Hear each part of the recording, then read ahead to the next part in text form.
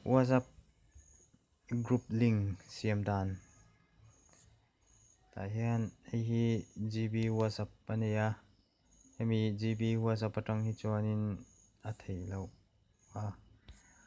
chuan hi WhatsApp update kalak thar ania chuan WhatsApp update lak thar atang hian XXX sa kalutang hemi WhatsApp group link la tur hian admin ni angaya chuan group info a hian kalang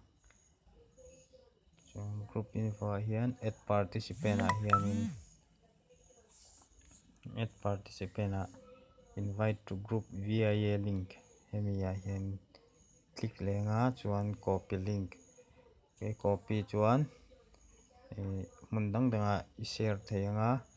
chuan hemi share link atang hianin heng hawa hian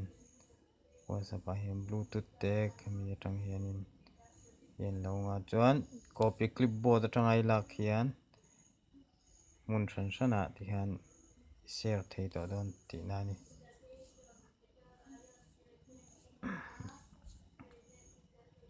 WhatsApp latest version a hianin chau a theia ti lawa chuanin a thei lo hrim hrim a hian paste a